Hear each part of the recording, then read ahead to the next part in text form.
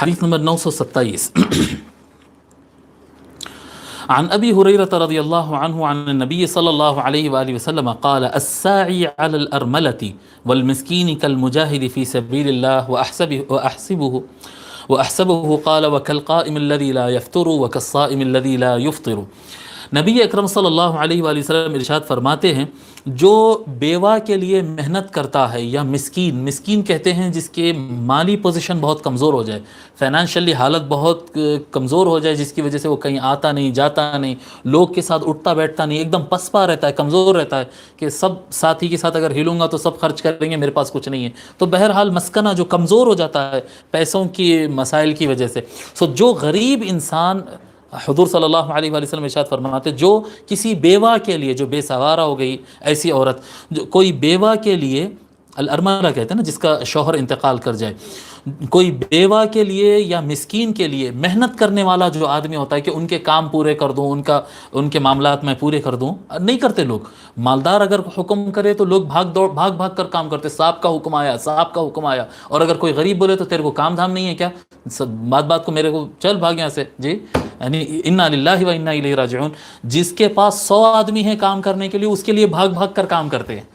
Hotel میں اگر کوئی چائے پینے کے لیے آئے، مالدار آدمی آ جائے تو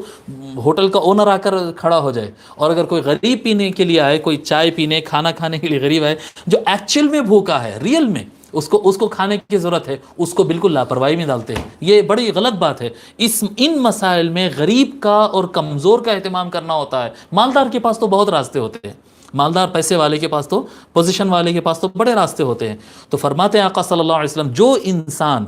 بیوہ کے لیے یا مسکین و غریب کمزور آدمی کے لیے جو محنت کرتا ہے تو اس کی مثال کیسی ہے؟ وہ آپ کو لگ رہا ہے کہ وہ سرکاری آفس کے چکر کر رہا ہے، وہ کرانہ سٹور کے چکر کر رہا ہے، وہ ہاسپٹل کے، وہ آپ کے کام کے لیے جب چکر کر رہا ہے تو ایسا نظر آ رہا ہے؟ فرما رہے حضور صلی اللہ علیہ وسلم کالمجاہد فی سبیل اللہ، اس کی مثال ایسی ہی ہے، وہ اسی طرح سے ہے جیسا کہ وہ اللہ کی راہ میں جنگ کر رہا ہو۔ جیسا آرمی اللہ کے راہ میں جنگ کرتی ہے نا، اپنی جان کی بازی لگا کر، اس کو جو ثواب ہے، غریبوں کے لیے محنت کرنے والے، چلنے اور وقت دینے اور محنت کرنے اور ان سے مسکرا کر ملنے اور ان کے کام کرنے والوں کا یہی مثال ہوتی ہے۔ وَأَحْسَبُهُ، اور حضرت ابو ہریرہ کہتے ہیں جہاں تک مجھے یاد ہے کہ حضور نے یہ بھی فرمایا وَكَالْقَائِمِ الَّذِي لَا يَفْطُرُ، اس کی مثال ایسی ہے جو غریبوں کے لیے، بیواؤں کے لیے کام کرتا ہے، اس کی مثال ایسی ہے کہ جو آدمی رات میں اٹھ کر اللہ کی عبادت کرتا ہے اور اسے سستی نہیں آتی، غفلت میں نہیں جاتا ہے، یعنی مسلسل اللہ کی بارگاہ میں عبادت کرتا ہے، اس کو جو ثواب ملے گا۔ وَكَالصَّائِمِ الَّذِي لَا يُفْطِرُ،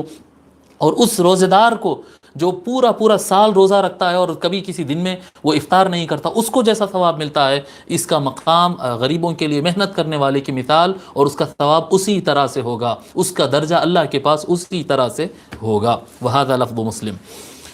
متفق علیہ، وَهَذَا لَفْظُ مسلم۔